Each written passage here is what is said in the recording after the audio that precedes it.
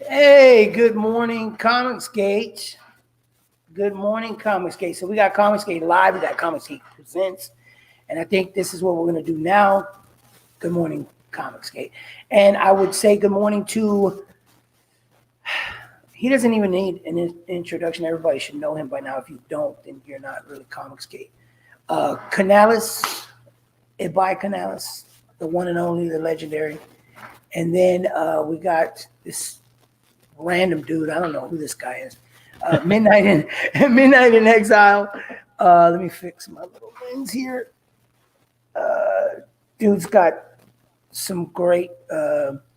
He usually has some good insights, good humor, and the pairing of him and Meta World Thief. If you don't know who that is, at Meta World Thief on Twitter.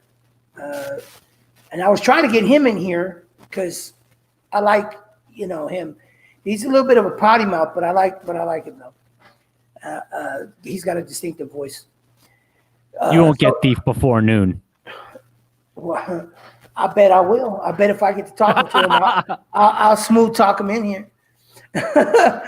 Okay, so let's see.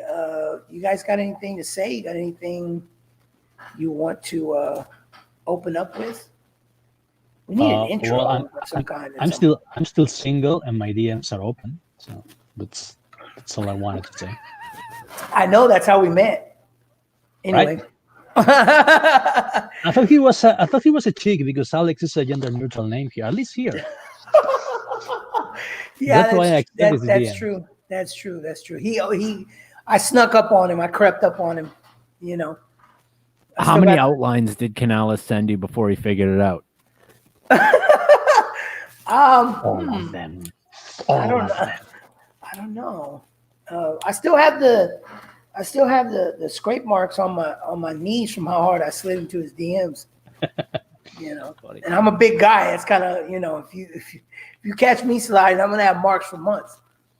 Okay, so now that we're here, and who knows what's gonna transpire? Except we're gonna start off talking about.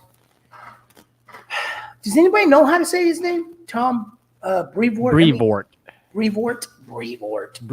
I think that's Dutch. So technically it will be Brevoort or something like that. Because my parents know a bit of Dutch, a bit of Flemish, because they were raised in Brussels. So I think Brevoort would be like the correct pronunciation. Dude, how come StreamYards every time I want to open an image, it never, like if I use the photos thing and share it, it never ever loads it. I don't know why. Okay, let me stop screen. Let me try it by doing the stupid application. Hold on, I gotta switch to where is it? One of these settings. I don't use StreamYards as much, and I will learn it. But for now, StreamYard uses you. I know. Oh man. Okay. So now let me go ahead and share stream. I'm gonna dirt my way through this. Okay. And let's see, how do we let me make this full screen here. Does that work? Can you see that? Is it all full screen? It's not full screen. It's off full screen. It's a small window. Yeah, it's not full screen, but I can see something. Yeah. Is it full screen now or? Well, it's not full screen in my view. I'll hop over to your channel and take a look at it. Okay, yeah. Let's get this situated. I mean, we might as well go for the gusto and figure it all out on day one. If you can zoom in, that might be enough. Okay, so now I can make. Okay, yeah, I can make, so now there we go, like that. But you could see it when it was like on that shared screen. You could see it full screen, right? No, it was a smaller window. Okay, is it the full thing now or? It's full with us on the left side of the screen. That's kind of what I wanted to do anyway. Yeah. Or should I make it bigger? Like, should I make it the full screen? I think that's good. Okay. I think that's good because now people know who's talking. Okay, cool. All right. Can you read it, Canales? Yeah. Yep. Okay. Yeah, I just read it and it's depressing. This guy needs help. Yeah, I know, right? He says, it takes so little these days to knock me over into the abyss. I sleep more than ever, yet I'm tired all the time. Yeah, bro, you might want to get checked for like lupus or diabetes. A feeling of hopelessness is omnipresent. On the good days, I can fake my way through, even to myself. On the bad, I lose it completely. And scene. No, not yet. Yeah. He says, I despair Is for this the chicken future. her period? Oh wait, that's a dude. Yeah, I know, right? Thomasina.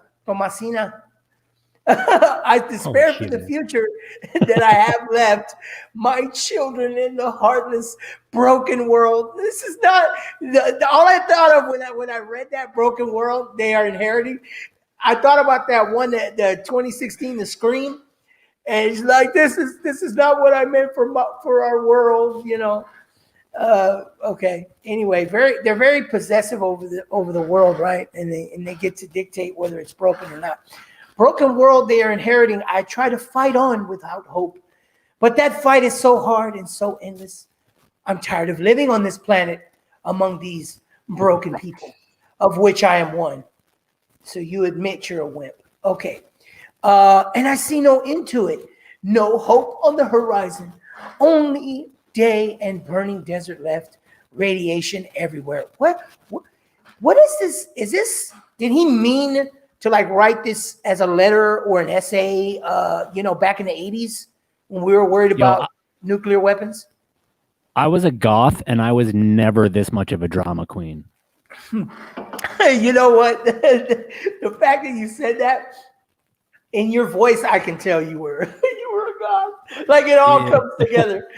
Let's see. It says this endless, timeless existence of remaining at home day upon day. Time has no meaning. It's the work of Sisyphus I do each day. Gosh, bro, they make themselves so overly important, bro. Oh my gosh. He says, I won't give up, but it's not going to be up to me at some point. I'm simply going to break, snap into, collapse all at once, and that will be the end of it. I will tell you that I'm all right when you ask, but who among us is truly all right? It reminds me of that episode of I Love Lucy where Ricky tries to get her back, Lucy back about amnesia, like having amnesia. You're he's like, breaking up who am the I? part. Oh, okay. Can you hear me now? I got you. You got it? Yeah, I hear you. Yeah, you're back. Can you hear me? Okay. Yeah. When he says that about what did he say? He's like, who among us is truly all right? It reminds me of that episode of I Love Lucy where Ricky was getting Lucy back for pretending she had amnesia, and he was like, who am I? What am I? Where am I? You know, gosh, all rightness is gone, all kindness, all mercy. What else can I say to you? Your struggle is just as great as mine, and likely more so. And he says, so from time to time, I will be weak and I'll be angry at nothing. I feel like I have to read this. I feel like I need to read this Trent Reznor voice. Like you have to sing this like as if it was like a 9 Inch Nails song, right? Yeah. With like a high pitched screeching voice. Let me see. Hold on. Let me see. Hold on. I'll catch it. Hold on. I'm trying to think of one of the melodies of one of the songs. What, the Smiths? No. 9 Inch Nails. What's the one? It's just piano and gosh. Something I Can Never Have. Yeah, something I can never have. I just right? want something I can never have. Yeah. You know. Yeah. So from time to time, he's like, I will be weak and I'll be angry and nothing for no reason, and I'll be on the verge of breaking, as I expect that you are. And then I'll march forward again, one step at a time, until I eventually fall. Yeah. Okay, until I fall. Yeah. Yes, exactly. He can make a million songs out of one melody, out of one scale. Anyway, so I don't know. What do you guys thoughts? Keeps going and going. Well, I mean, No. here's the thing. That's all of it. That's all of it. Like I get being depressed, and it's a pretty depressing time. But like he's hamming it up so much. Like that's the problem. He's hamming it up for himself, and he's hamming it up for attention. Like the reality is, I get depressed all the time. I'm a pretty depressive person, but I talk to my friends about it, and you know, I don't make it. It's not a thing you want to make a public performance of, and that is what he's making, a public performance of the depression. I get the depression part. Like it's a depressing and difficult time right now. Well, my response to him was that I told him my father was absent. You know, my mom smoked rocks. She was an alcoholic. You know, I saw her slit her wrist. You know, well, pretty much almost the whole way. You know, but and then at the same time, you know, I went through a lot of stuff myself. So yeah, well, I mean, to me, and then I told him, like, you need to boss up. You know. Yeah. Because all this, like, in my city, San Antonio, you know, there's certain little areas where I see signs out in the yards that say, you know, like, we're in this together. That's a good Nine Inch Nails song. We're in this together, you know, and then there, you know, the don't give up and all. And I'm like, I guess, you know, if you're in that nice neighborhood and maybe you've never known any, you know, kind of struggle like this, it reminds me of Paul Mooney. He did this one special called Analyzing White America, and in it, the first thing he starts talking about is 9/11, because this was around that time, you know, after it happened, and he talks about how his white friends were going crazy because they're going to the airport and they're being stopped and they're being ID'd and, you know, all this stuff that they're not used to, right? So, and he's talking about how it's not anything new to me, you know, and it's something that I've known all my life, right? And so it to me, it's the parallel is there, where it's just like as soon as there's some sort of a struggle, and not all, but for a good number, you know, they freak out and they lose it, you know, like, and it's, I mean, it's a virus. I mean, what did the people do back in, what is it that everybody keeps talking about? Spanish flu in the 1920s. The Spanish flu, you know, Canales, he knows. I mean, but also at that time, you had it like people were less individualist and people were more like tied to other people from a community perspective. It goes back to what I said, how like the thing that, like, Brevoort strikes me as the type of person who doesn't have real friends. Like, I don't think that guy has real friends. There's nobody. He's a comic pro, so the chances of him having an actual normal social life are slim. Like, none. Thief, Thief and I are actually real life friends. We live in the same city. We live pretty close to each other. Right. So like we go out drinking. You know what I mean? Like Brevoort doesn't have that friendship. Brevoort doesn't. Right. I don't think that there's anyone in his life that's like, let's go just get wicked trashed and blow off some steam tonight. Yeah, exactly. You can't. You need that. It's like Canales and I, we share the same body sometimes, you know what I mean? Mm-hmm. You know, sometimes he wants to be fat, and sometimes, you know, I want to be less fat. You know what I mean? Yeah, he didn't mean it as in we are both evil spirits that will share the same body that we possess every now and then. Yeah, we're like the plump version of Firestorm, you know. Yeah. the plump Hispanic version of Firestorm. Yeah, except I don't know who's who's who, or who's ever the one, occupying the body with the powers at the same time. I don't Speaking know. of, I didn't ahead. understand it when they were on the Flash TV show. So I think my chances of understanding in the comics are pretty low. Let's go a little side just for a second here on that, because on the show, okay. Let me preface this by saying people can do as they choose, like that's between them and God. They can do whatever they want, right? Everyone has freedom to choose. That being said, okay, the guy, I can't remember his name. I used to like him. Oh, I still liked him when he played on, what was it? The one with Jennifer Garner, Alias, when he played Jack something, or what was his name on the show? I didn't watch Alias, but you're talking about Ronnie, right? Yeah, no, I'm talking about the older guy, the one who was the scientist. Yeah. Of the two Wasn't that guy called Ron Rifkin? Something like that? Ron Rifkin? Maybe that is him. I can't remember his, Like the old guy. actual name. Martin Stein. Yeah, I know that though. I know that's the professor, right? Martin Stein. But in real life, okay, that guy he's actually gay, him, right? Okay, and that's not a big deal, but I'm just saying, I don't know if we're getting like a little, is esoteric the right word here, or, okay, let's say subliminal. Let's say subliminal. The fact that he wants to be inside of a young guy,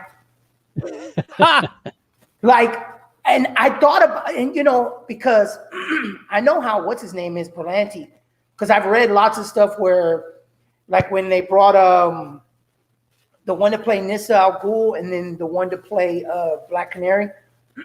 Originally, they brought them in reading or thinking that it was just going to be this love triangle between them two and Oliver Queen, right? And then right before, like on the very last reading, or rather the chemistry reading, where they read to see how, they've got chemistry on screen. Well, they come in and they tell them that day and give them different sides. Sides are the little portions of script that they give you to read in auditions. And the very day that they were doing the chemistry read, they gave them new sides, and the new sides were them two doing the chemistry read together, no Oliver, and they kiss in that scene, right? And when they responded, like when they're being interviewed or whatever, they are cool with it, but they kind of were like, wow, we didn't expect this, and so on and so forth, right? So, and I've heard other things, and I've seen Berlanti in interviews hitting on like the young interviewer and all that, right? So, I mean, it's just, me coming up with a conspiracy, technically, but at the same time, it just was funny to me. I just thought about that, like, you got this old guy and the young guy, a young black guy, you know what I mean? And dude, his husband's a good-looking dude. Whose husband? Ron's?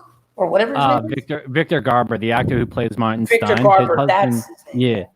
His husband is Rainer Andreessen, and he's a good-looking dude.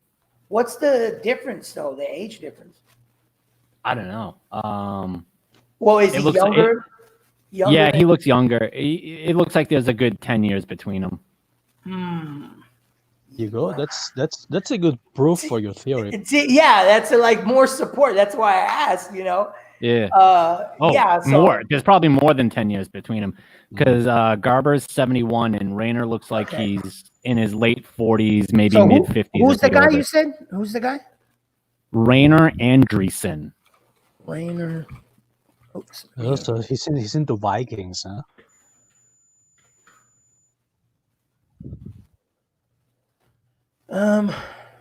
Rainer. How does he spell it?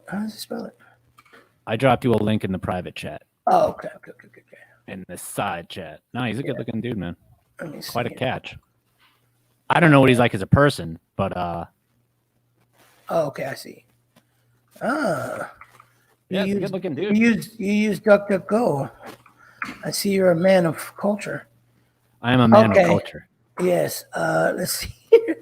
I like this. I like this dude. He reminds me of like a slightly more beefier. What's his name from Breaking Bad? Yeah, he's Oh yeah, 57. He's 57, yeah. and Victor Garber. There's like a 15-year difference. Okay, yeah.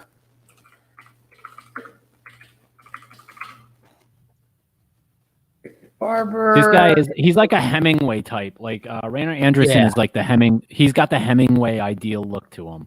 Like Yeah. chiseled features, big beard, somewhat rugged, weathered, but cultured. You can tell that he's a cultured dude. Let's see here. Images. Okay, we'll use this image here. And then let's share it. Add to stream. Okay, can you see that? There you go. That's one dapper Viking. I was Yeah, that's just a about to dapper- use that dapper word. Yeah, that's a slick suit though. But the cut of it is a little. It's a little different. I would say the It's cut. a slim cut. Yeah, but but the lengths of it, Yeah. and the way it is, it looks kind of feminine. Yeah, that's the thing. That's the thing with the slim cut. It's almost like a hipster type cut.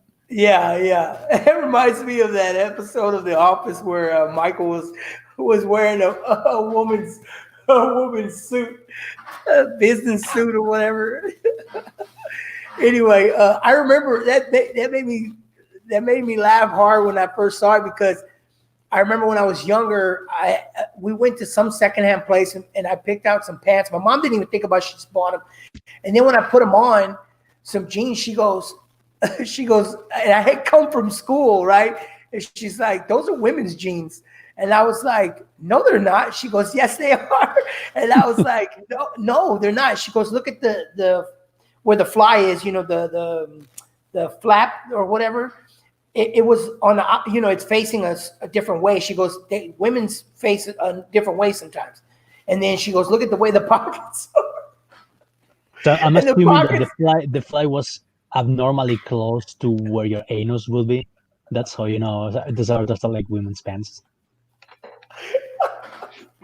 No, it was in front, but then I realized because I didn't that day. I don't know why. I guess I didn't go to the bathroom that day, but I didn't even think that because I slid them on.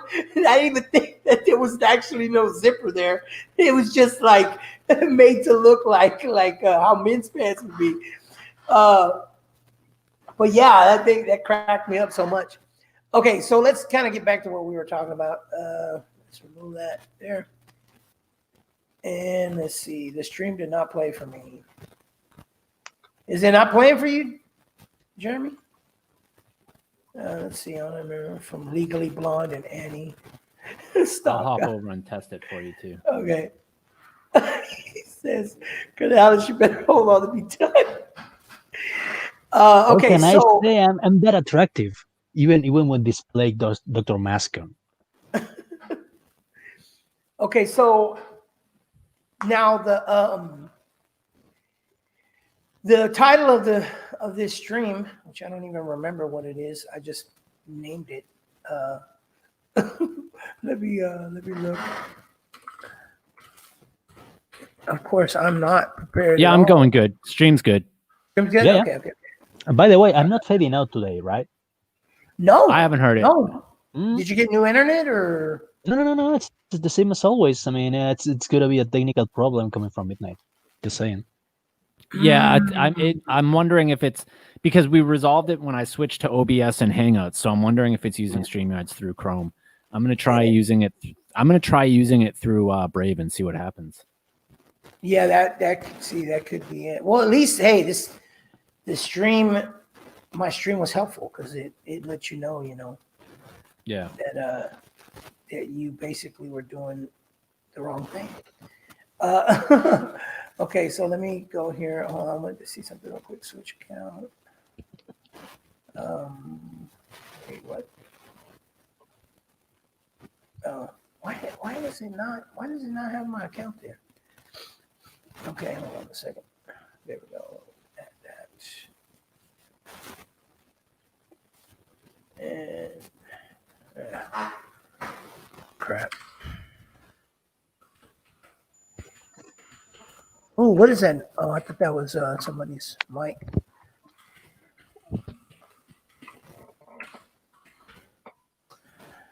Whatever. What's the title of this stream? Damn, bro.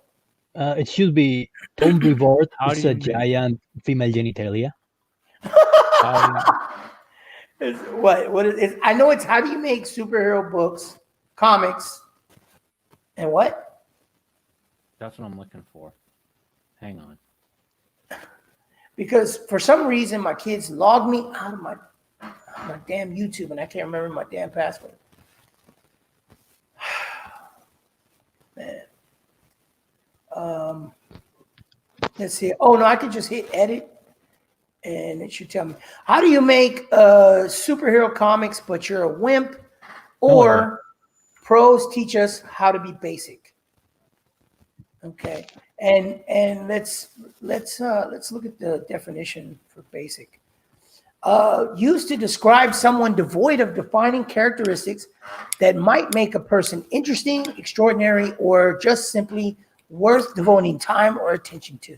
Lacking intelligence and unable to socialize on even an elementary level. Annoyingly frustrating because of the above. And it says, oh, her, don't even worry about her. Girl, she's so basic.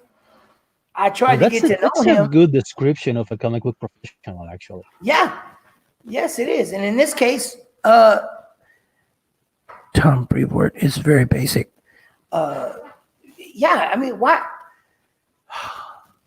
I fail to understand how can you be in this business? I don't know. I mean, I get like someone taught me a long time ago. They said that people that most people like to collect a check to keep themselves in check, right? So they don't want to. They never want to really, venture out into becoming an entrepreneur. And I get it. There's some situations where it's just not feasible. You know what I mean? It's just not something that you could do. Or if you want to be a doctor or lawyer or police officer or whatever, you're going to be bound to whatever organization that you're with. But a lot of people don't want to take that chance. They're too scared to like venture out because they're courting failure, And well, that's the Homer Simpson philosophy of the first step to failure is trying. And that's a very widespread mentality here in Spain, and that's why most Spaniards never go anywhere. And I remember that, I don't know if you guys remember this, but back in the early 2010s, something like that, IDW, the guys publishing Transformers, would give the fans one-page comic, and you could draw. That's awesome, shocker. Yeah, so you could draw like one-page short story featuring Transformers. And they would publish anyone could publish. I told all my my art school friends, and they were like, oh yeah, no, I'm going to make a comic. That could be my big break. Of all the, I don't know, maybe 20 people I told that, I was the only. yeah. That's Spain for you. See, and that, I mean, that's, go ahead. It just, there are people that they define their principles by what the power structure dictates to them, or what their observed power structure dictates to them. And what motivates that are two things: is social approval as a currency and currency. I don't know about you, but like I've lived with nothing. So going back to nothing is no stranger to me. If I lose everything for telling the wrong person to go fuck themselves, oh, okay, well, I've been there before. Someone like that, they have this craving, this compulsion to have social approval and not a lot of currency, but currency. And so their brain rationalizes contradictions so that they can keep those two things that they value. I don't value social approval, and I don't really value money all that much. Like, money's a tool to me. I use it. I get it for right. what I need it for. But other than that, I don't care about money. Right. And I only have real friends. I don't have fake friends. Like I don't Right. waste. Like I have business associates that I am friendly with, but I don't think of them as real friends. I have real friends, and that's it. People like Brevoort, they don't have real friends, and they value social a performance of social approval and currency more than they value personal integrity. You know, friends. Friends. You remember that? Better off dead. Yeah. So what I was saying too is that, like, when I said about courting, like you're courting failure when you decide to be in business for yourself, right? So I do rideshare, and that's a business. You know, sometimes I have to tell passengers, like, because they have this thought that, I guess, you know, Lyft and Uber have purchased my car, they pay my insurance and all that, and I'm an employee. But in the contracts, or when you make the agreement, is that it says, don't call yourself an employee of us. You're not a partner. You're not an associate. You're not none of that. You are a subcontractor driver, and that's what you do, you know. So, you know, but when you're out there, you're always taking a chance, you know, that you're going to fail. But that's the whole thing, is what you're supposed to do is, okay, if you're courting failure, then you need to get some game. You know what I mean? You need to learn how to smooth talk failure and make it do what you want it to do, you know? But that's what a lot of these people don't, they lack that. But I guess because, like you said, they grow up a certain way, and they come into life, like college, you know, like they go to college, and I fell into that when I was younger, because I thought, you know, I went to Art Institute of Houston. And so I thought, oh, I'm supposed to have this a certain way and that a certain way.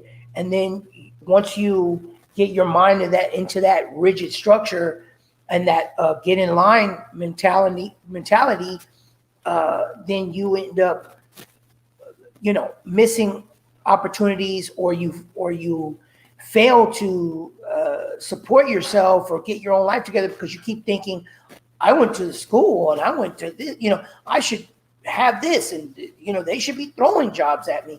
But that's not how it really works, you know. And these days, especially with COVID now, and they had people off campus and all that, and there's all this distance stuff. I mean, everything is pushing people into being in business for themselves. So you've got a lot more of these stay-at-home jobs, right? But even when you do the stay-at-home, yes, you might be working, but a lot of these people are doing them as subcontracted work, you know. And so you're responsible for everything. And if anything happens, they can let you go. It's even more of an opportunity for them to let you go than it would be if you were, you know, in a contract with them as an employee, you know. But then, of course, I guess to them, like in this case, these comic pros, I think, who was it, Heather Antos or Mags, that made that post about, you know, basically saying, like, isn't it weird, you know, to have to promote yourself? You know what I mean? I can't remember who it was, which one of them said it, but I think it was Max. And Max said a couple of things about it. Like, it shouldn't be my work to promote myself. Like, there should be people who do that for me. Exactly. And so, but that's what I'm saying. Like, they're so used to this thing of you know, having a corporation behind them to shill for them, that they totally lack the ability to do it for themselves, right? And as much time as they spend on social media, you know, talking all this crap about Comicsgate and anyone else and Trump and whoever, I mean, gosh, you should be a freaking marketing genius on social media by now, you know, and you should be able to, you know, and see, here's the other part that really bothers me while Canales is rubbing his ass all over the mic. I was just trying a new face mask, just to Okay. So There are copies for it here. I need to have a collection. yeah. So one of the things that bothers me too is that I see these guys. They have platform. They have all these followers, right? And of course, the ratio is always horrible when they make tweets, but they have it. They have a name for themselves already. How can you not just get other people that want to do stuff together like Berserker? I mean, yes, they had Keanu Reeves, but I'm pretty sure if Keanu if they didn't even use him and they just made that book, maybe they wouldn't have made as much as they have made so far, but they would have done a lot had they done it, the way that, well, I guess we say the Comicsgate model, but really technically it's just a branding model. You know what I mean?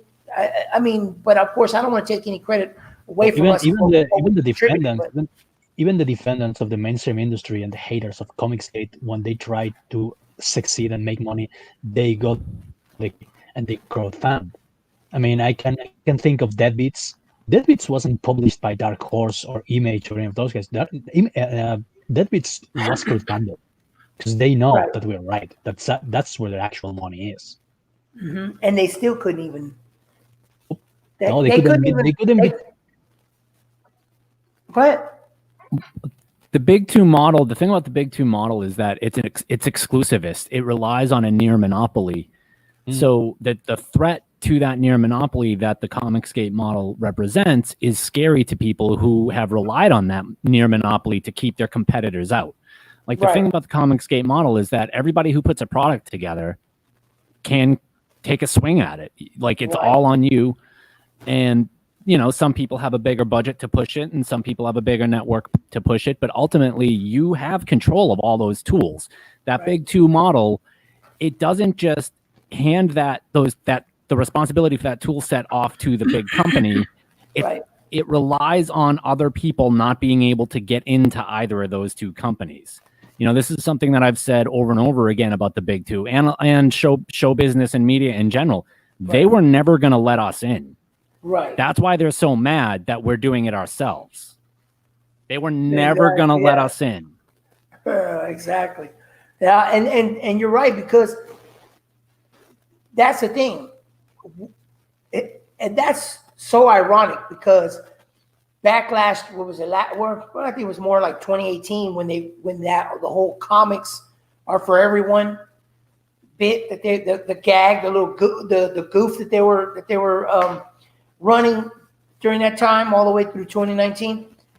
It's so ironic because what the Comicsgate model does is actually literally make comics for everyone, and it's not just in the content, but as you said, it's in the model of selling it, because when there is no more, supposedly they tried to turn it around like towards the end of 2019 and make it seem like we were gatekeeping, but yet that's what they were doing is with that mentality and that way of doing things, they're gatekeeping, and there is no longer a gate to keep. There is no gate. We tore the wall down because now we can come up with any idea we want. And I mean, of course, there's something to be said about quality and so on, but if we push it, we can actually, and we work on it, not necessarily directly just doing the work, but in how we promote ourselves and how we do it. And of course I have to, smack myself on the hand because I didn't put as much promotion into Johnny's Law as I should have, which will be relaunching. But I mean, not to use an excuse or anything, I had work situation, I had to, because it's just me and my kids. So I had to get things together because we had just moved in not too long ago. But that's the thing. If you want to, you can. All you have to do is put the energy and the time into it. And it's like, if you're going to be so busy running your mouth on Twitter, and I guarantee on Zoom or in the offices or whatever, they're doing the same thing, talking about us. Trust and believe they talk about us even at work. You know what I mean? But you're doing all that. You could be out here taking time. That's what it takes to learn. I started doing YouTube. I have 5K subs, but that was because I was doing gaming before. But I had to learn. I mean, I had experience in music and being a rapper and all that production. So I knew, how to control a mic. But you still had to learn. I still had to learn the way that you communicate on YouTube, and the way that you're supposed to promote yourself, which is a lot of times isn't even directly promoting yourself.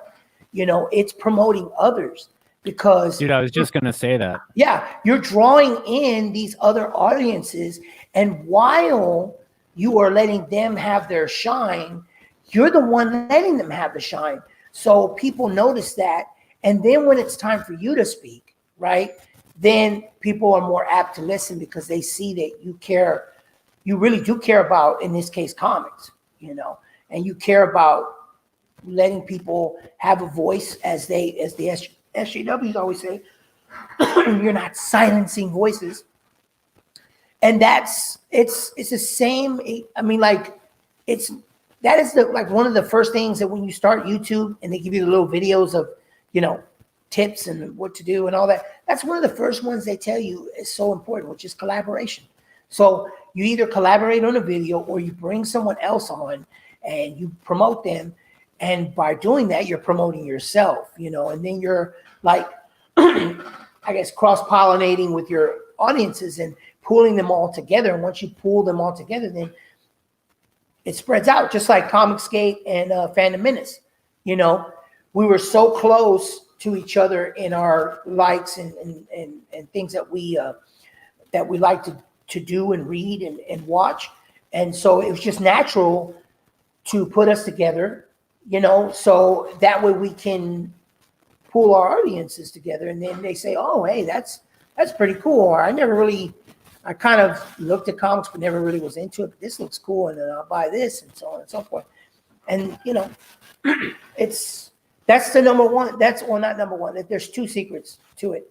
One is the collaboration, and then two is that no one is coming to the channel necessarily. If you do games, they're not coming to watch the game. They're not coming to do any of that. What they're actually coming for is you. You are the modern day radio disc jockey, that you are a personality, and that's what they come for. And it's like gathering people in a room or at a party to just chill. It's a social thing, right? And so once you have them all gathered, and it's like super chill, and you're not really like, making a big, you don't take yourself too seriously.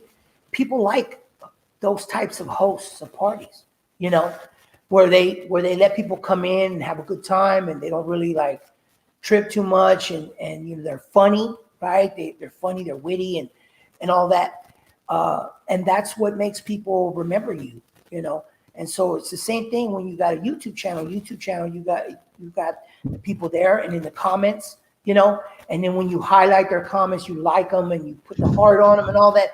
It's just like being in a social situation where you say, so what were you going to say? You let them have the floor and talk, and so that's the thing about YouTube. There's so many people doing pretty much the same content that in the end, it's all about who's giving you that content and in which way.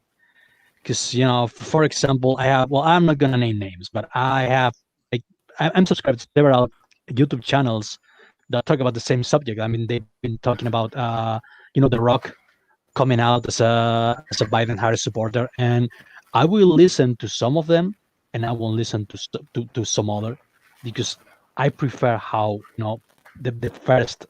the former ones transmit the message. yeah.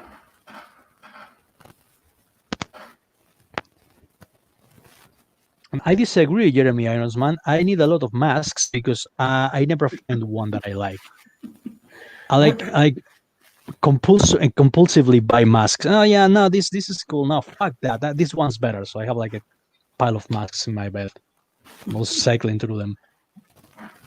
Yeah, I was thinking about doing one with like Deltaverse comics on it, or End, or Johnny's Law on it. And I think if I do one, and it's like a thing where I can like, it's an account and I can like make the template or whatever, and I can share it, and I might share with you, and you can make one for yourself to like get around the shipping or whatever, or however that works. I don't know if it's possible. I just bought a black one and wrote "fuck who" with a permanent silver mark on it. And wrote what? Fuck who? Fuck World Health Organization with a permanent marker on it. Just so you know, that's the kind of guy I am. Oh my gosh. I have one. It's like, essentially I paid $5 for like a piece of a sleeve, and it's the ones you pull over and it goes up, you get the whole Naruto look going on. But I like it because I can just pull it up and down, especially with driving and stuff, just want to hurry up and put it on. I don't want to have to like put the loops on and all that. And I got tired of wearing those little surgical ones because they send them to me for free, but those things are awful. And I have bad asthma, so I end up getting more asthma attacks. Like, I haven't had asthma attack in, like 4 years, and then I started having one after wearing those masks. So I was just like, mask sack. Yeah.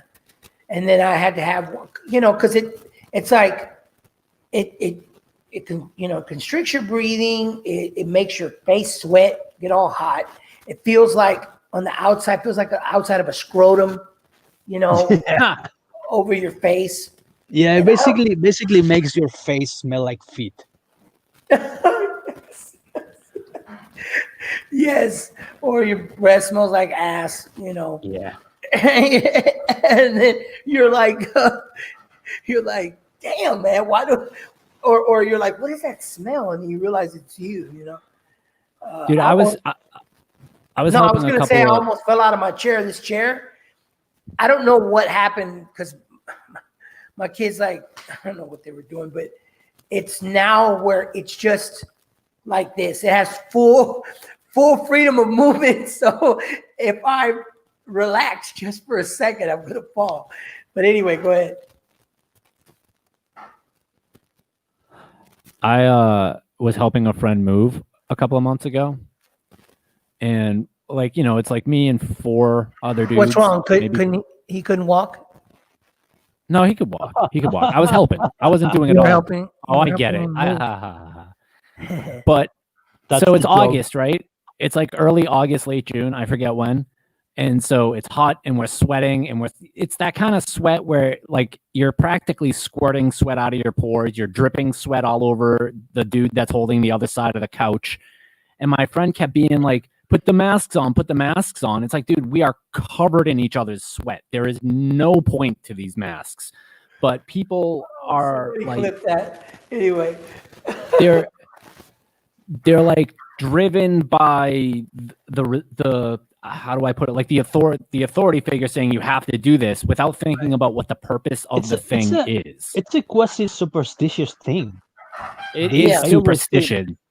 They wear masks like a Transylvanian peasant would wear a cross on his neck, because they think that if the sickness comes for them, the mask will ward it off. Yeah, they do. Yeah. Be gone, Corona can. Now that's not how masks work, you weird. It fascinates me who surrenders to authority without questioning the purpose of the thing the authority is telling them to do. Yeah. It also disappoints me.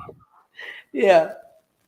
Yeah, it does. It does, because it's, I mean, this is probably like way out way of a bad metaphor, analogy, or whatever. But I think it's like when you go get a vaccine or something, and then they give you that brochure, the pamphlet, right? The pamphlet is merely something legal. I mean, it doesn't matter what it says in the pamphlet. It's merely a legal. Gosh, I'm tired, right? So, insurance, you know what I mean? Like a liability. It's a liability thing. You know, it's to tell you if this happens, you better come back, because it automatically is saying that the vaccine can make you sick, you know?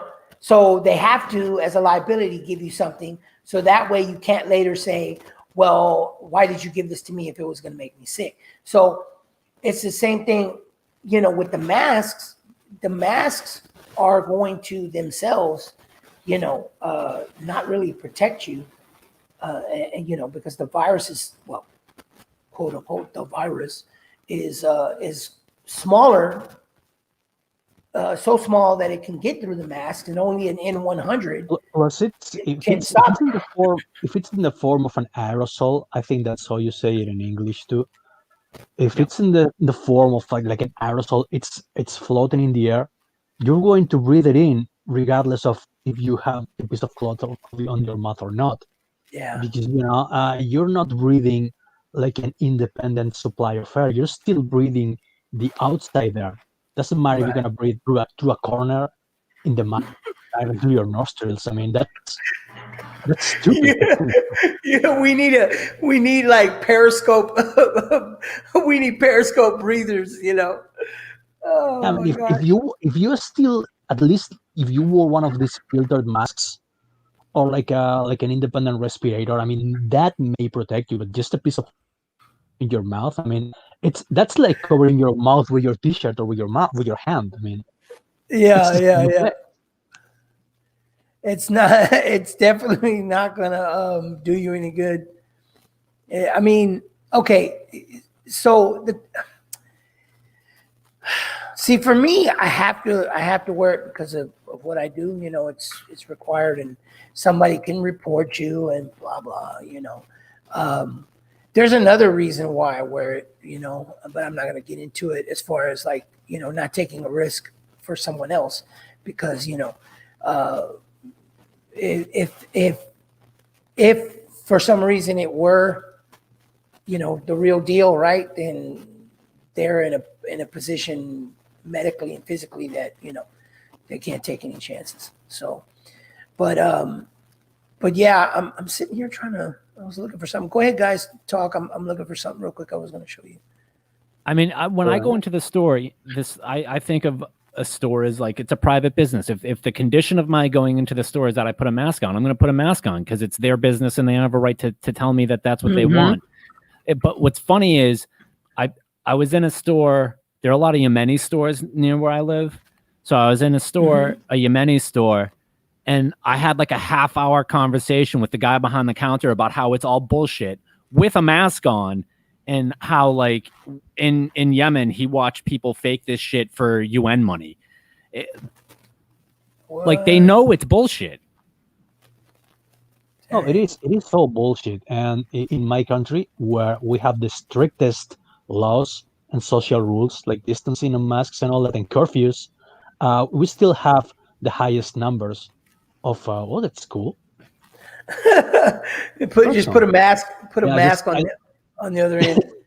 I just lost track of what I was saying. But yeah, I mean, people here are beginning to question whether is it anything just a big con, because you know we've seen crisis actors being in demonstrations, playing as nurses, being invited to TV shows. Like I don't know, I forgot what I was trying to say, but you know, yeah, it's all bullshit. It's all bullshit. I mean, it's bad for you to put your Jeremy Ironsman in chat says, I'm already dreading the measures that are going to come for the second wave later this year. The second wave is going to come right around the American elections. It's going to come in time. We're already being told over here in Texas, we're already told that this is the second wave already. Yeah, no, we're in the second wave. They're in the ramp up for it. Yeah. I mean, no, they're telling us we're in the midst of the second wave right now. But see, here's the thing. In San Antonio, which is where I'm at, I don't care about doxing myself because I'm not scared of nobody. But in San Antonio, we had reports that people that there was a whole bunch of cases that they were told that they were positive, and then they come to find out they rechecked and then the tests were negative, right? I've had people tell me that either they or someone they know has, these are passengers, that they or someone they know has been told that they have it, then called back a couple later and told that days later and told that it was negative. I've also been told by nurses that they are not, they're not conforming, or they are not required to conform to hospital policies anymore, that they are doing whatever the CDC says. And so they're being told things like, if someone refuses to take the test, mark them as COVID asymptomatic, and then if someone has one symptom, regardless of a test, they're considered having COVID if they have pre-existing Yeah, conditions. you guys want to hear some horror stories from Spain? Because I Yeah. have quite fair few of them. You I have know, a friend. He's also comic-skate adjacent, so to speak. He's a colorist. Okay. He's also from Basque Country. He's from close, right next town. He has a friend whose uncle went to the hospital because he had a pneumonia. He tested negative, but someone for some reason thought that it would be a good idea to put him in the COVID pavilion just in case. There you go, just in case. So that guy within 2 weeks was infected and dead. Oh, wow. How's that? What did he have any comorbidities? How old was he? No, it was. I'm assuming he was around 60, between 60 and 70 years old, and he went in from pneumonia. He wasn't COVID positive, but whoever was in charge of the whole thing decided that it would be a good idea to put him in the COVID positive zone just in case. I mean, but here's the thing, though. Here's the thing, though, about that. He may not. He may not have contracted anything, and this is the reason why. Now, correct me if I'm wrong, but this is what I read: is that what they do when you're COVID, or they think you're COVID positive, whatever, they put you on the respirator, right? But when you have pneumonia, you're not supposed to be on a respirator, right? Okay, and so that they're finding that putting them on the respirator and then the amount of pressure that they're using is too much, and that's what ends up killing them. Yeah, I've heard that. So, I've heard that as yeah, well. so he may not have had it, and he may not have contracted anything except that he had pneumonia and was on a respirator with too much pressure, and he probably died in his sleep. So. Have you guys ever worked for any sort of not for profit or governmental type thing or anything like that? Socially funded institution? I don't think I worked for the Bilbao subway, and they employed us 60-year-old kids to correct some flyers that had come out wrong out of the printer. They paid us I don't know, 200 euros per head, something like that. I've worked for a couple of organizations in that realm a long time ago, and you learn real fast what juking stats looks like. Right. You know what juking stats is? Please enlighten me. You see it all. What's that? No, I don't. Please, I need a definition.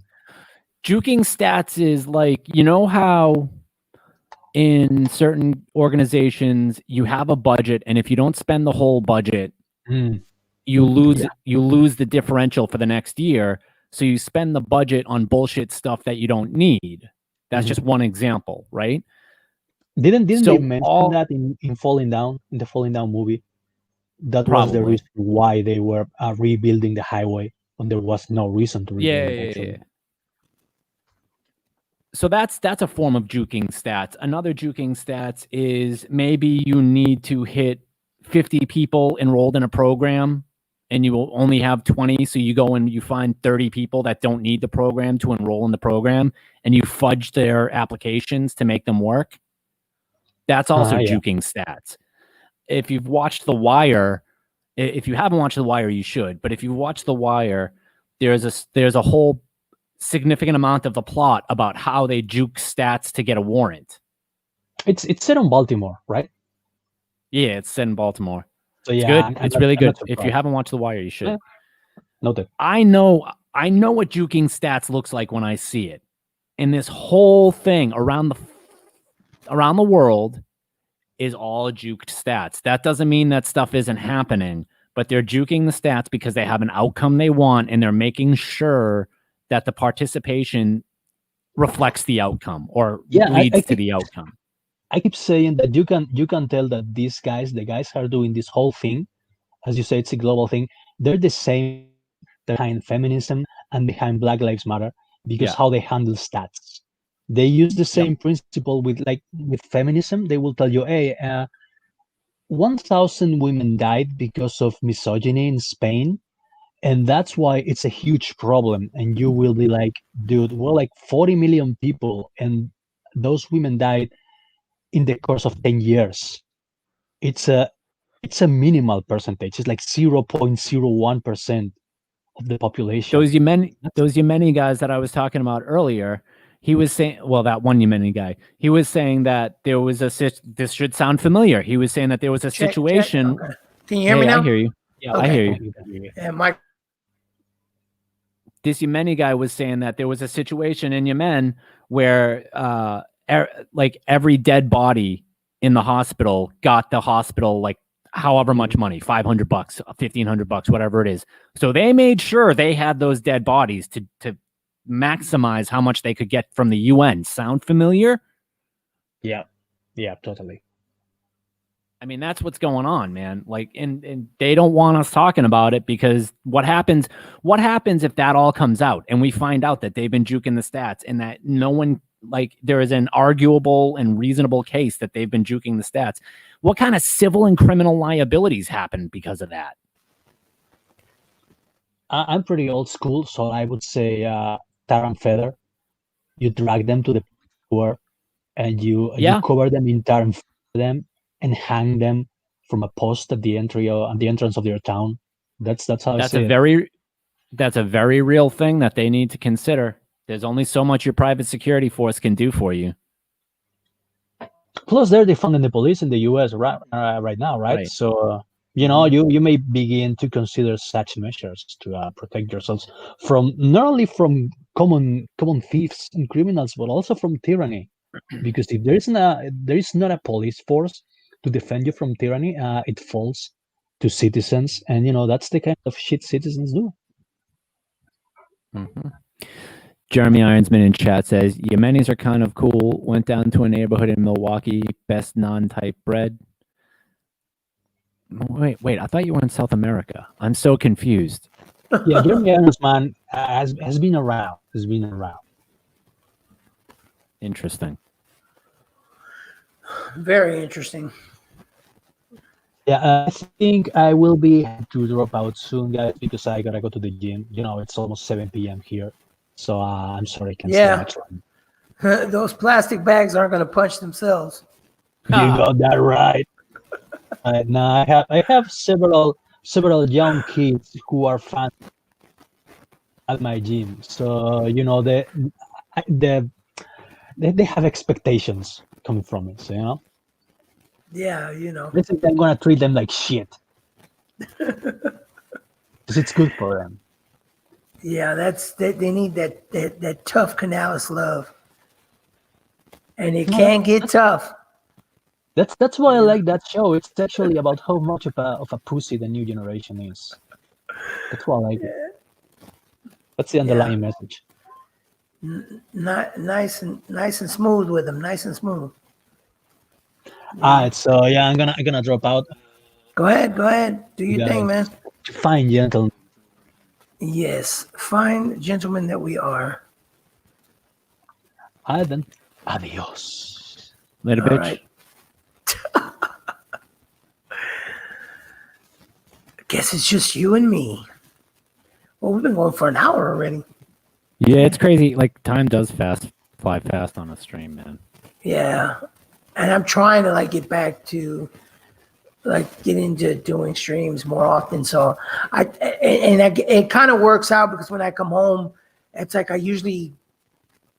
I'm sleepy when I'm coming home, but then when I get here, it takes me a while to wind down again for some stupid reason.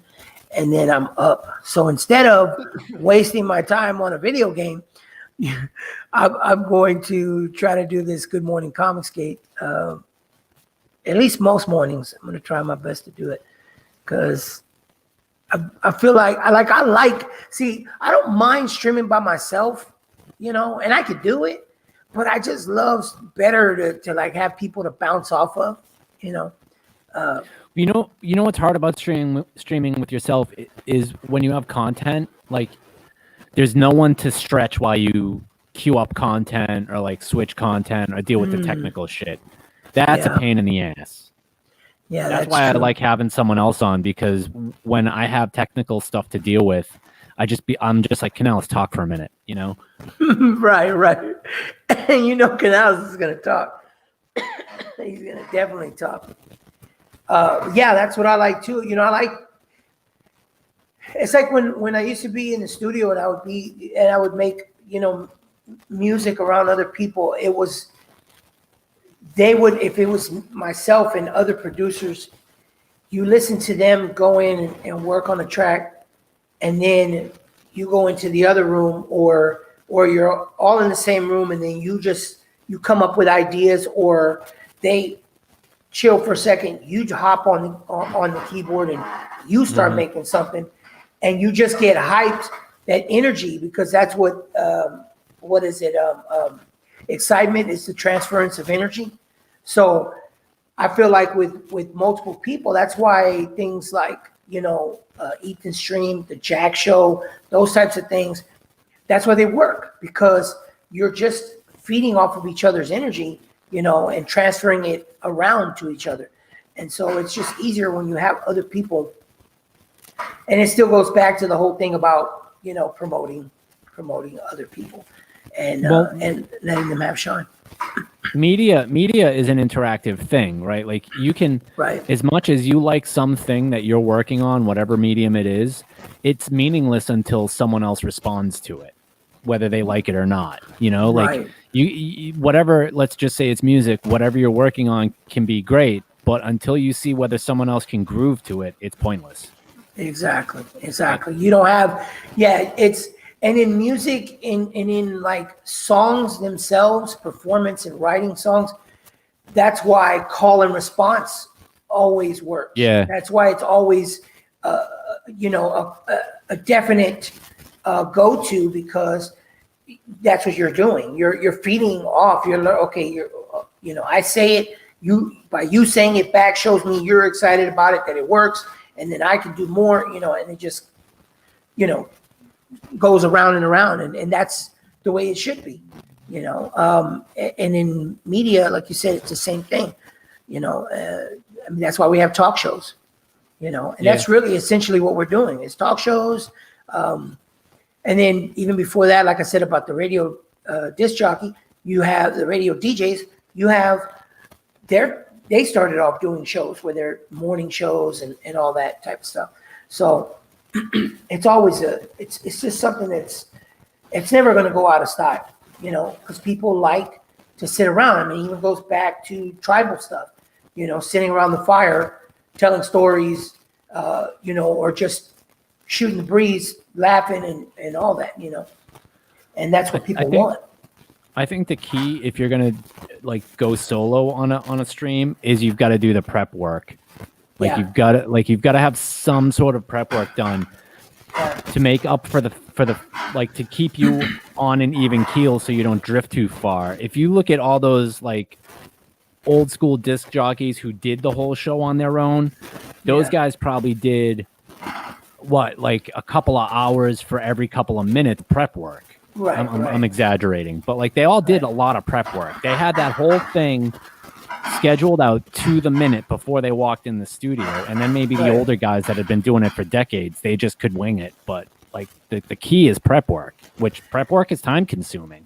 Yeah, that's true. That's why you don't see Ethan do a lot of streams by himself, and I use him as an example because that whole discussion the other day about him being like the showman, you know, and I mean that's really essentially what you have to be, you know. When I do a stream, you know, I'm like wit, banter, you know, quick comeback, all that, because I know that, and it's having that what we call the gift to gab, you know, and you have to have that, and so you have to be a showman in that way, and that relates back to what we were saying about these comic pros, where they don't have that skill, but it isn't a skill that you necessarily have to be born with. You can foster it, you can grow it, but you have to actually do it, you know. And so when Ethan does a solo stream, generally, like you said, he has all his tabs ready.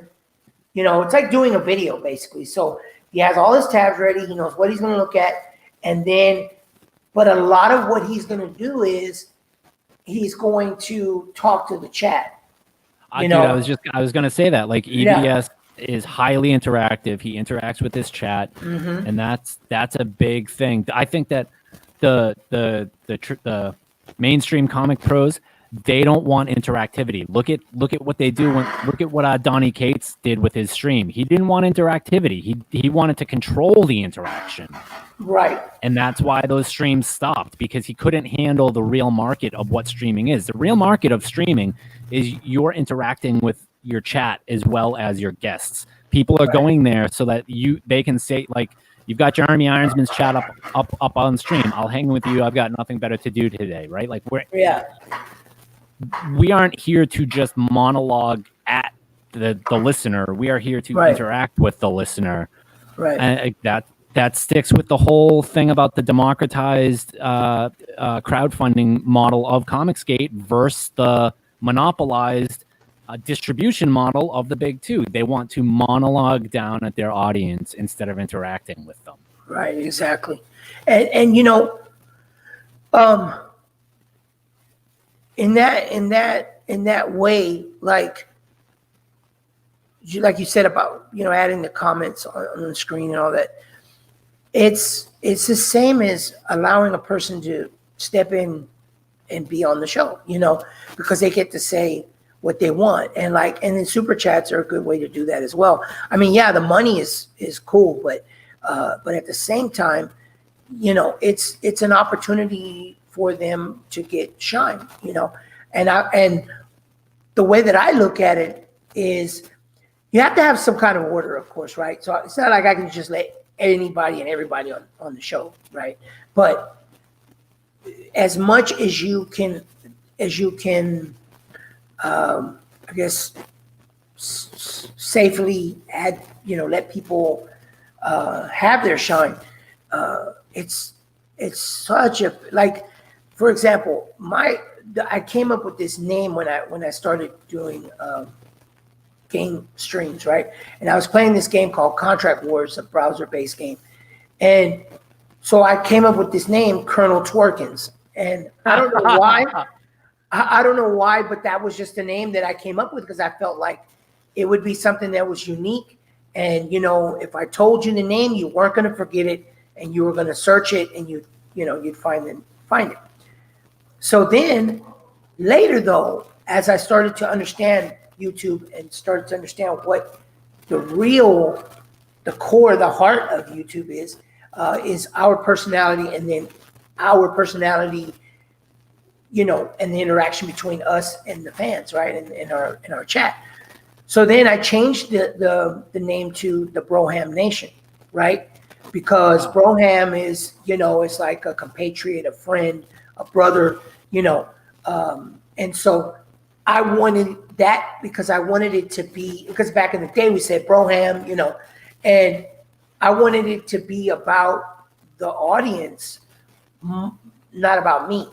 And I felt like if I did that to them, for them, then they would feel like they're the ones that are, you know, running the show essentially, you know, and then that, you know, fosters the connection that they have to it, you know, and it becomes more personal, more intimate, you know. I don't know if PewDiePie has like read stuff on how to build a show, or if it just comes natural to him. But he's a perfect example. He is a really good showman, and he does know how to build an audience. I don't know if that's schooled or instinctive for him, but like his Bro Army thing, right? Like back before the YouTube swell happened, he was the guy. I mean, he kind of still is. He is a big streamer, and he knew very quickly and very instinctively, I think, to brand his audience as a club that the viewers could become a participant in. That's whether anyone likes it or not. That is engagement. That is how you build engagement. It's classic marketing. It's fundamental marketing. Those rules are never going to change. It's always going to be like that. Yeah, and it's such an old concept. It's like even back to musicians and the Kiss Army. Yeah, exactly. And as I was going to say, like fan clubs, and the fan clubs could come together. They could, talk about their fandom. They could talk about things that they liked about the band or whatever it was, or what in whatever type of media. But then they were big enough that they had a voice enough that the object of their fandom would, listen and hear things that they had to say. Because they knew, as we say at Comicsgate, they sold the hot dogs and they knew where their bread and butter was. They knew that the fans were the ones that kept the lights on, so to speak.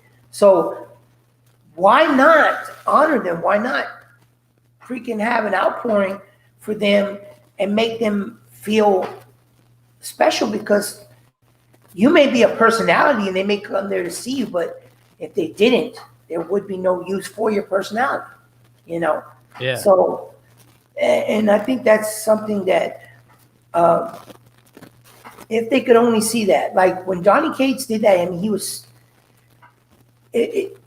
so and it's so thinly veiled. Like he was so close to, when I first heard him speak, I already knew he was going to rush into trying to control the situation. Yeah. In his mind, it's damage control.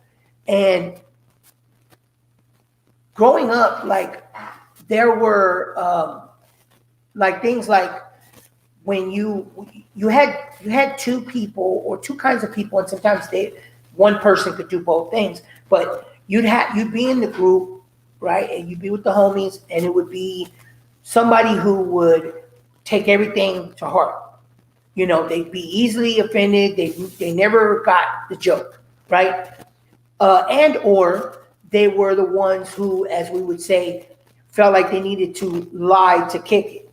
They had to like make up stuff or try to like pretend like they were doing the same things as other people in the group or whatever it is, Mr. Me Too, just so that they could fit in. And that's what we would say. It's like, man, you ain't got to lie to kick it.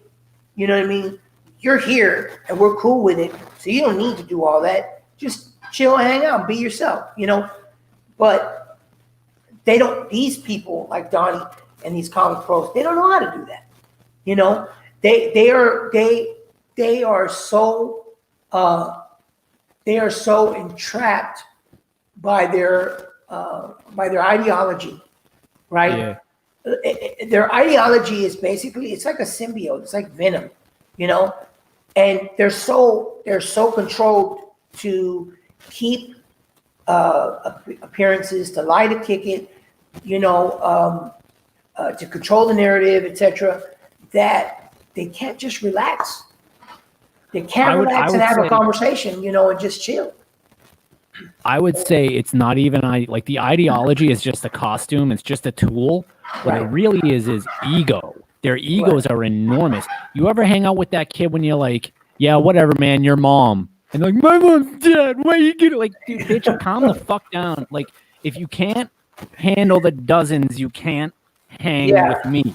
You gotta be able to handle the dozens if you're gonna deal with other people. That's just the way it is.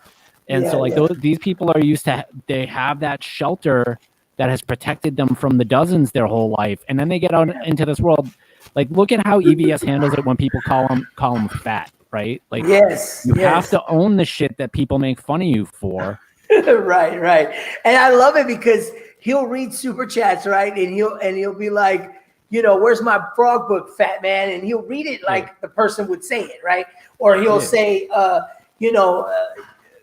shut up and show us the artwork, pie man, and he just fully owns that because what is it hurting? Like, it's not hurting you. It's not, and people are they're just giving you a hard time. That's all, and it's like, for me on YouTube, I used to get comments all the time where people were like, dude, you sound like you smoke 50 packs of cigarettes a day, or you sound like, I can't remember the name of the guy, the character on The Walking Dead. The one that had, he's Michael Rooker. Is that his name? Michael Rooker? The guy who played on Mallrats. Hang on, I'm looking him up. I stopped watching Walking Dead at the second season because I didn't really watch it. The pacing. I didn't really watch it at all past the first season, but yeah. Mike, I got you. It's the other guy. It's the crossbow guy's older brother. Yeah. So yeah, I got you. So people would say that I sound like him, Daryl. I think Daryl was the name that they're like, Daryl. You sound like Daryl, and I would just be like, okay. It's no big deal, because, or I'd say, they'd be like, why do you sound like that or whatever? And I'm like, well, I have acid reflux damage and, I got bad asthma, whatever, Yeah. So Michael Rooker also played Yondu in Guardians of the Galaxy. Yes, Yondu. That was the name I was thinking of. And dude, the relationship that Yondu has with Star-Lord is very similar to the relationship that I had with my stepfather growing up. So that scene where you've seen all the Guardians of the Galaxy movies, right? I'm not spoiling. Yeah. The Yondu's death scene chokes me up every fucking time. He was great. Yeah, I mean, he's a good actor. He really is. Yeah, I mean, I've had I've been to the Stepfather Factory a few times myself. Yeah. I don't. That's a deep cut. I don't know if anybody knows that. Sometimes they work out, sometimes they don't. Yeah. That was a song, Stepfather Factory, by LP. He used to be part of Company Flow, producer. I remember Company Flow. I remember I had a roommate that was into all that shit. Yeah, Def Jux was his record label. Anyway, so. Yeah, but like I said, had Donnie just, like taken it, taking his lumps, if he would have just been like, hey, man, what's up, Ethan? Glad to be on the show. I'm here, and whatever thing that people usually make fun of him for, like you were saying about EBS, and he made jokes, about that or whatever. And would have and see, the first thing that I would have done that you should do is first say hi to the chat. Mm-hmm. I'd have been like, Ethan, be like, hey man, thanks for having me on. What's up, chat? And just start talking to them. And then when they come with the difficult questions, you just answer them the best that you can. And if you can add some levity to it, do so. But definitely interact with the chat, because when you make friends with the chat, you're going to make friends with Ethan, because Ethan's all about his chat, right? Well, I guarantee you that Donnie could probably actually handle the dozens better than his wife is. I forget his wife's name. Oh gosh, I don't know. Let me look it up. Hold on. Like, dude, it's always the wife that's the more sensitive one, and so then he's like, oh shit, if I let people make fun of my wife, I am definitely not getting pussy tonight. So I better shut that down immediately. It's like, girl, you need to be able to play the dozens too, man. You need to be able to hang. If you can't hang, like we're not in a time where there's special protections because you're a girl anymore. Like people might think that sales demand otherwise. The chicks that can hang, if you notice, they do way better than the chicks that can't. I'm telling you, like, as a matter of fact, what is her name is Megan Hutchison Flowers. Let me see, Megan Hutchison Flowers. Okay, one night I picked up this female and I guess a guy that she had just started dating or whatever, and oh gosh, she looks. Okay, let's show. Hold on, let's add this to stream. And so, she was like my age, right? I'm 44, and I mean, she was bad. Like she really was, and for her age, she didn't necessarily look her age. But here's the thing, though. She, dude, was nonstop banter, dude. Nonstop joking, nonstop like giving it to the other guy. And he was kind of a little stiff about it, I mean, he didn't really like outwardly catch an attitude or, really make a face, but you could kind of tell that he just wasn't, he couldn't do that. Like he couldn't like kind of come back really, and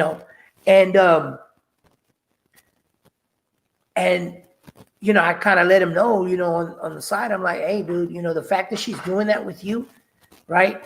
And when you did say something and she just like was cool about it and came back, like that's not something all women do, you know what I mean? And so, but she's doing it because she likes you, If a woman doesn't really like you, then she's not going to do that, And a lot of times women who are able to do that, have that ability, that level-headedness to be able to do that, they're going to do that to test you, to see, what kind of man you are, if you're going to, take it to heart or whatever, And I mean, I honestly, when I was younger, I used to be one of those kind of guys because I someone that I had a relationship with when I was younger, she told me one time, she's like, you wear your heart on your sleeve, you take things to heart too much. And like when she told me that really like bummed me out, really depressed me, But then as I got older, I started to realize that. And then when I moved to Los Angeles back in '95, I was already, coming out of my shell. But I really that was the time that I really, really gained that ability. I realized my natural ability, give to gab. And then I was able to hone that. And then being around, like you talked about the dozens, I was around, these were dudes, Crips and Bloods off the street that were trying to do music and stuff, right? And it was, it was like a hood label, it wasn't anything major. So at least not at the time, right? And then we were, I mean, dude, you would not be able to handle it. Like if you could not take it and you could not come back with it just as much as you take. Mm-hmm. I mean, you just weren't gonna make it, And I mean, when somebody tells you that you look like a can of busted can of biscuit, like you need to learn, that you got to learn to come back. You know what I mean? And so that was a constant thing all the time. So that's where I had to learn it. You have to have that tough skin. And these guys, I mean, they're too wimpy, too fragile. You know what I mean? And like you said, like her, I could just tell. Like even in that picture, it reminds me of Brie Larson. Where there's always this mood under the surface. You know what I mean? Like her face, you can even see that just at any minute, you know, if he's sitting right next to her, she'll turn and look at him like, you know, what the hell are you talking about? Like, you know, and those are not the type of women that you can really get along with, you know?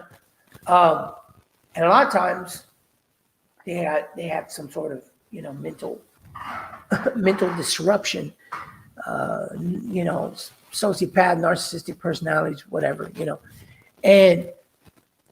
But he just seems, I don't know, dude. He just seems so, like he gets whipped so easily, almost like he likes it. It's almost, it makes me think that maybe somewhere in the background, he's got some Preston Poulter stuff going on. Well, you know, I think for a lot of dudes, and like I have been in relationships where this has been a factor. There was just a certain point where I was like, all right, we're not doing that ever again. But for a lot of dudes, there's this sunk cost thing going on. Like, think about what is, you know, the longest time between ending a relationship and starting a new relationship you've ever had, and how much work it takes to get a chick to be like, oh, this dude's cool. Like, it takes a lot of work. You have to spend money. It takes work. It takes time in ways that dudes understand, but a lot of chicks don't. Right. A lot of dudes get stuck in that sunk cost of that, and they don't want to walk away and start over again. It's, you know, like when you buy a car. It's almost like when you buy a car, right? And the car is just eating away all your money and your time, and because it's a fucking lemon. And instead of just bringing the thing to the scrapyard and being like, give me the blue book, I'm walking away from this fucking thing. You just keep throwing good money after bad with it. Relationships can be like that as well. Yeah, that's true. Like, it reminds, I just had this conversation with someone, a passenger, it was last night. And, you know, she bought a car for $1,000 and then she's already put $1,500 into it. And I'm like, and I was telling her about this adage that I saw when I used to work at an Italian restaurant a long time ago. And it basically says that, you know, you can buy something for cheap, but then when you end up having to replace it a couple times, or you have to get it fixed or whatever, that by the time you're done, you've already spent what you could have spent to buy it brand new with no problems, you know? So it's the same thing with that. And I've had to learn that myself, you know, but there's, you know, things you look at the trade-off, like my car is only worth $3,000, but I'm paying $14,000 for it. But that's because I had bad credit. And then, but the place, it's biweekly and they report to all 3 credit unions. So that's 2 reports a month, you know. And that I've already seen like 100-point jump, you know, nice, in only like a couple months. So, but you know, that's, like I said, what's the benefits? You know, what's the trade-off? What are the pros and cons to it? But not to tangent, even though we tend to do that, I do at least. But yeah, so this, you know, these types of females are like, honestly, they're rare to me. You know, they have to have had, and everyone that I have seen that are like that, they've always had a father or a grandfather. And brothers do it a lot too. Mm-hmm. Multiple brothers will do it a lot too. Exactly. That too, yes. Those are the 3 factors, but it's always a male factor. Right. And that's why I always say, you know, they say there's no love like a mother's love, right? For her child. I would say that there's no love like a husband for his wife, because if that is not good, right? The kids are watching that, and that's going to inform them on who they are in their gender, you know, or rather their biological, whatever, however you want to say it. That's going to inform them and how they should treat that opposite, right? And while a mother usually is nurturing and she can be softer and she's a little bit more merciful, a father will be more firm with you, and he's also willing to push you a little bit more to your limit, even though you may feel like you can't, but he notices in you that you can. So he pushes you a little more, and that's toughening you up. Not abusing you, but just telling you, no, you will do this because you can do it, you know? And I'm not going to allow you to tell yourself or to feel like you have to be coddled in certain, you know, when it comes to these things. And so that is an important thing, because you get that's your identity of who you are and your value of what you're going to do. And while the mother will teach you about how you hold the family together, right? He teaches you how you hold it up.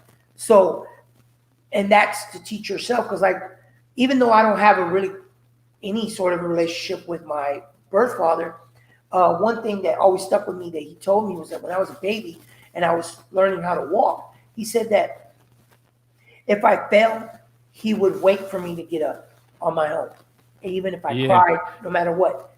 Then he said that if I just couldn't do it, right, or if I just was giving up, he still didn't help me in the normal fashion. He wouldn't come pick me up.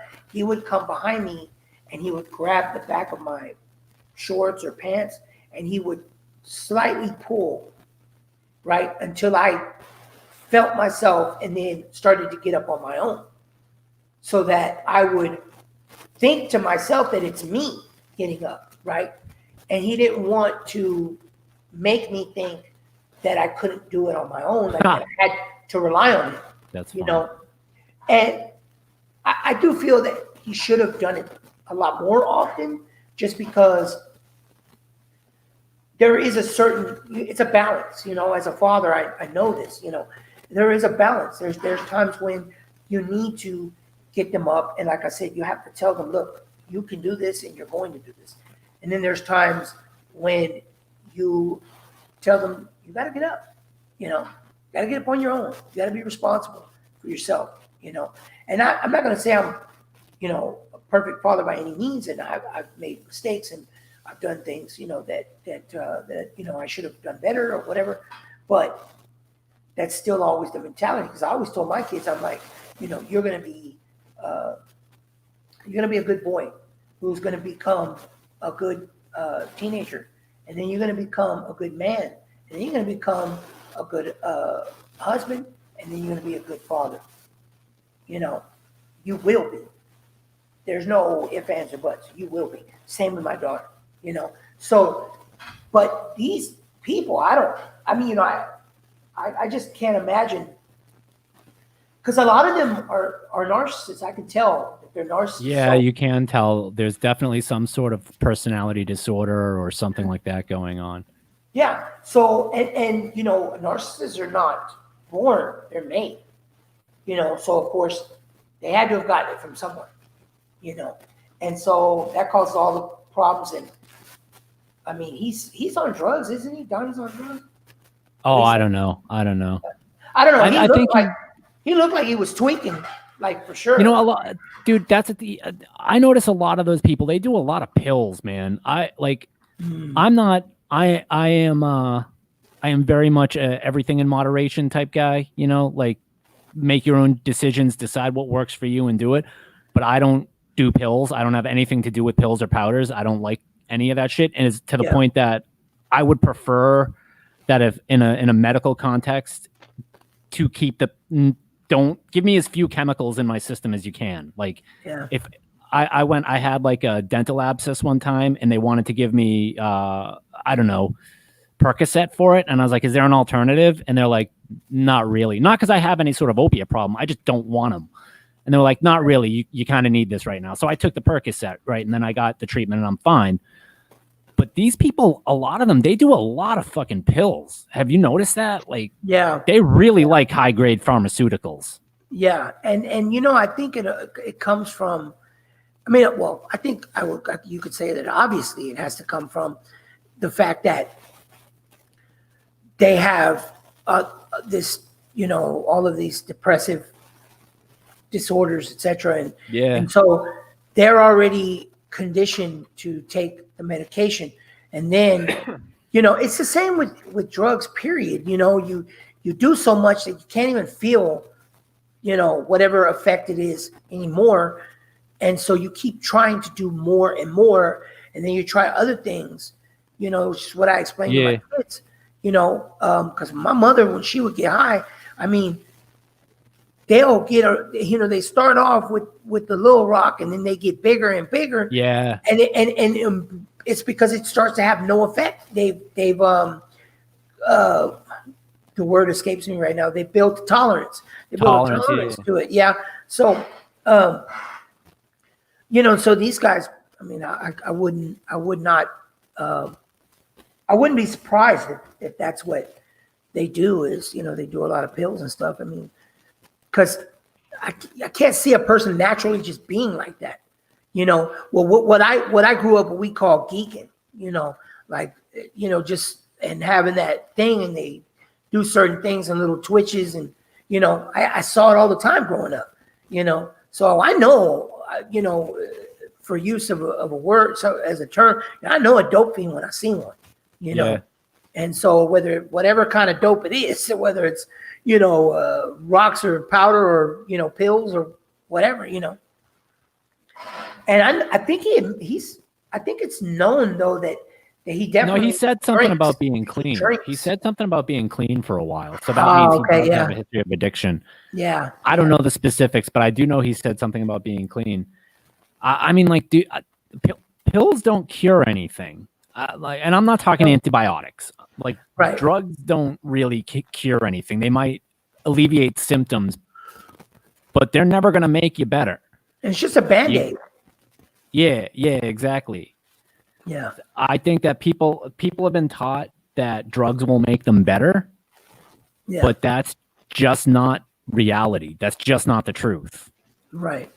And then they get confused because they do all these drugs, and now they have a drug habit. And I think that's what happened to Jordan Peterson. I don't know if you're into Jordan Peterson. Yeah, I know what you're talking about, actually. I know about he had that situation. I think he was doing benzos, man, and benzos are harsh. Dang. Yeah.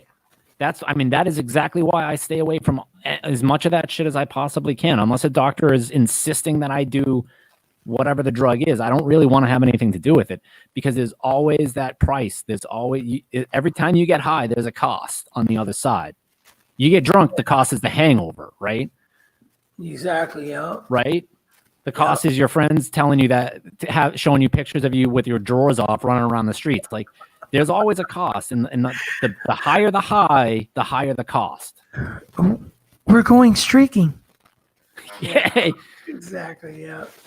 Man, remember when that was like not exactly acceptable, but understandable, and society had a sense of humor? Right. Yeah. That's true. Yeah. I miss that.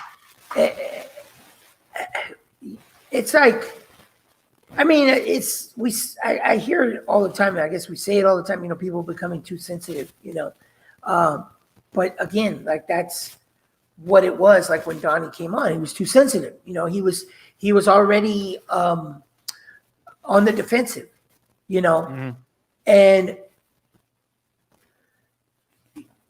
you know, a person that, like, I guess the only term I could think of is keeping a G. Like, if you're gonna come on, keep a G and like just see what's going on. You know what I'm saying? See what people have to say, and just kind of feel the situation out, and don't just jump, you know, to conclusions, or don't just get all defensive right away, because I mean, people are gonna notice that. You know what I mean? It's just like the Tasmanian devil coming into a room. You're gonna notice, you know, blah, blah, blah. You're gonna notice when you hear it, when you see that whirlwind come in. It's very obvious. So they can't even when they stream together, like when these pros stream together on streams, it's like everybody's like, they don't know how to talk to each other. Yeah, they're all afraid of what the other one's gonna get mad about. I've noticed, I have a philosophy that no one ever gets mad about an insult that's false. Right. It's the ones that are true that make them mad. Oh my gosh, yes. Yes. And what do they say? They say jokes are, is it 10% or is it 10% truth or something like that? Yeah, I don't remember. It's like there's always a grain of truth in every joke. Exactly. Yes. Yo, your camera's out. Is that on purpose? Let me see. Yeah, it's a stupid app. It's probably tripping. Let me see. Hold on. Keep quiet. Yeah. I have noticed that when people get mad when you insult them or make fun of them or something like that, it's always the shit that they either think is true or are afraid is true. Because otherwise, you can just dismiss it. Like if you call me gay, okay, big dicks, whatever. That's funny to me. Like I don't think that's insulting. I also don't think there's anything wrong with being gay. So where's the issue? But that dude that is gay, that is afraid to admit it, that's the dude that gets mad about it. Right. Or that is somehow ashamed of it. I want to know, by the way, from Jeremy Ironsman, what is the threshold that turns you from simp to pay pig for Canales? Just out of curiosity. Not that I'm saying that there's nothing contractually obligating in that question. Consider it market research. And Jeremy Ironsman also says, I only know alcoholism, but that's pretty hardcore to pick up on crackheads. Yeah, crackheads are pretty hardcore. I've known a couple. It's scary, man. It's scary how fast it happens. How fast you go from hitting that pipe to fiending for it. It's, again, a reason why I don't want to have anything to do with crack. Because like no matter how strong you think you are and how like on point you think you are, that rock gets you. That's true. Let me refresh real quick. Yeah. I was talking to this woman who was a crackhead one time, and she was in her 30s before she became a crackhead. And I was like, so what happened? And she's just like, well, my boyfriend had some. So, she was probably into coke before that. She was probably into like a little bit of the harder stuff, but not quite that hard. And he brought some home, and just that one time, it blew everything up. And she was like, it's the only thing I wanted after that. I imagine whatever it makes you feel, it also, that feeling counters all of the negative feelings that you have. So then when you come back, you're like, oh, I have all these negative feelings. Jeremy Ironsman saying pay pig is I give him money. Yeah, what's the threshold to make that happen? Like how many nudie shoots do I have to get him to do? Like, does he have to start an OnlyFans for that to happen? Or, what are we talking about here? Sorry, I gotta wet my whistle, a little dry. So, wow, I just went really silent. That's not a good idea. I think the issue that I'm having is, what do I want to talk about on Alex's show so as not to alienate Alex from his own show? Well, Canales likes me back too and doesn't want money from me for my affection. And he legit likes me back. Okay. All right. How do I monetize that? Let's put it in that context. How do I monetize your simping for Canales? What if I made a Canales t-shirt or a Canales bumper sticker or a Canales mug? That's just his face on a mug. Maybe OnlyFans. All right. I got to figure out how to market an OnlyFans that I don't want to see any of the content for.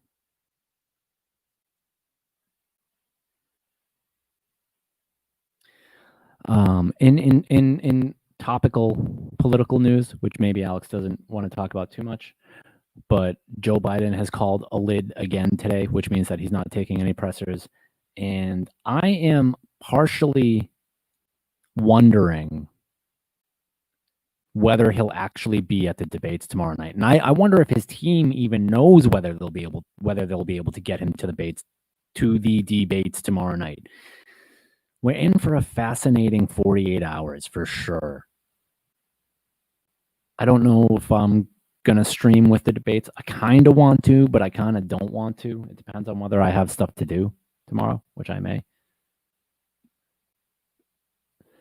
Excuse me. Let's tweet around and see what's going on. I'm sure Alex has to come back and shut down Canales thong. Is that a thong that Canales wears or a thong with a picture of Canales on it? I might be able to arrange for that. Or is it pictures of Canales in a thong?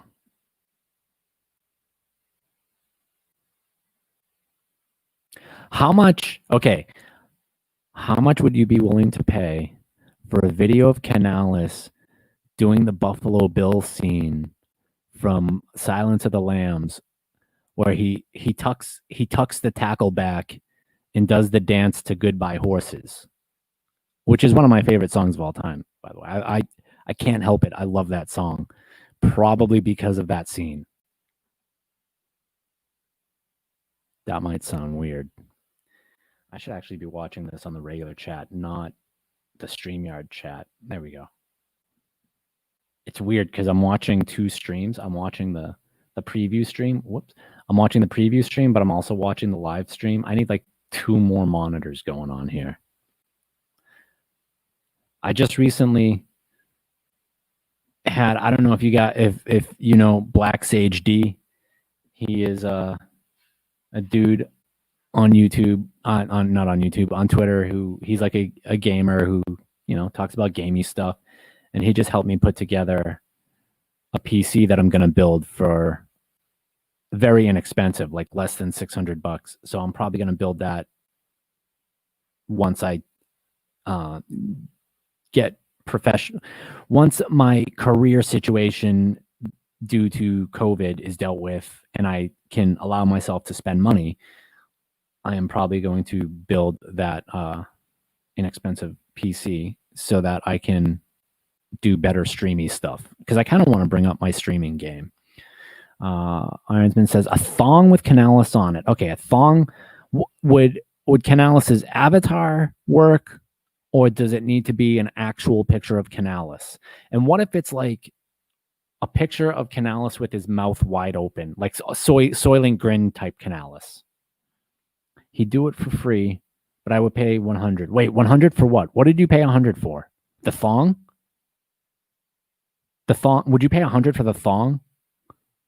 That's an expensive thong. Yeah. Black Sage D is a pretty cool guy, man. He's a good dude. I like him. He's got a good sense of humor. And he just like really quick, he's like, what do you want? What do you want to do with this PC? Because like, I'm not good with in the box stuff when it comes to computers. I am good with big gear and certain programming environments, but I just don't give a fuck about graphics processors and all that stuff. I don't have to have anything to do with it, so I don't deal with it. So like in the micro scale and the consumer micro scale, I need a little help. So I just emailed him. He told this other guy he'd help him build one. So I emailed him and he gave it right up. All right. His face. Do you want Soylent face? Deltaverse is saying, my mic and camera acting a damn fool. Do you want me to wrap the show up? I can wrap the show up for you, Alex, but you have to come back and end the broadcast in StreamYard. So you don't necessarily have to have the mic and cam going, but you have to get into the studio and end the broadcast. But if you want me to wrap the show up for you, I can do that. Okay, $100 for Canales to do the tucked Buffalo Bill dance. What if, okay, that's a little low for that. What if we got it like in a boxing ring with just the boxing shorts and a pair of boxing gloves on, and maybe headgear and a mouthpiece in? And then he has to do the dance in the ring.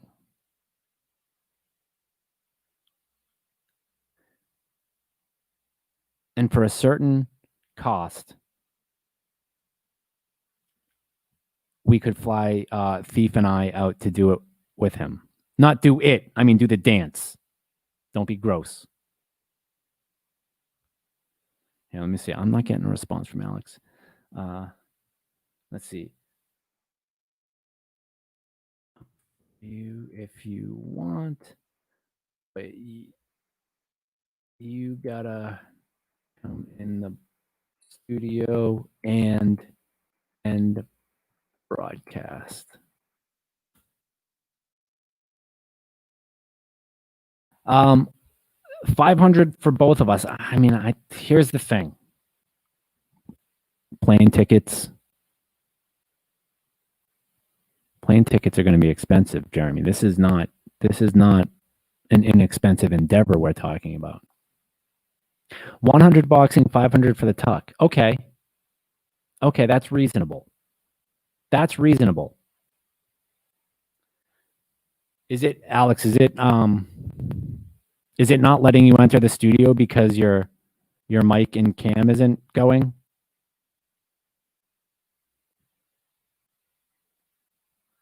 Technical difficulties, ladies and gentlemen. This is what happens when you do it live.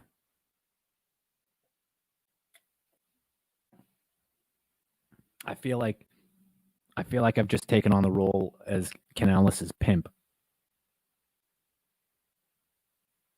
which I feel comfortable with that. I feel comfortable pimping out Canales. Maybe too comfortable. Oh, is that Rhinestone Cowboy? What's the movie? Midnight Cowboy? What's the movie where the dude gets pimped out and then he doesn't want to do it anymore, and so the pimp has to slap him around? That would be a funny scene to shoot with Canales.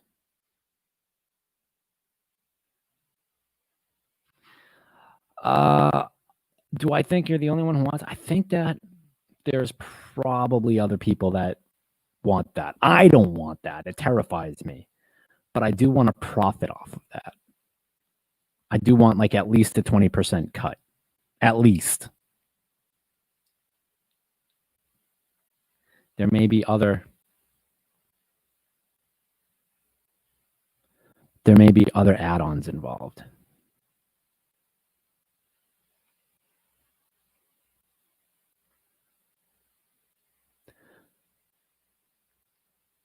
Yeah, I can end it, but you have to, Alex, you have to come into the studio and end the broadcast. Like, it's going to keep going. Wait, I see private chats. Are you in there? But Mike and Cam won't unmute. It lets me in. Yeah, so you should have the control to end the broadcast. So go right ahead and end it, man. I'm just babbling so that you don't have dead air.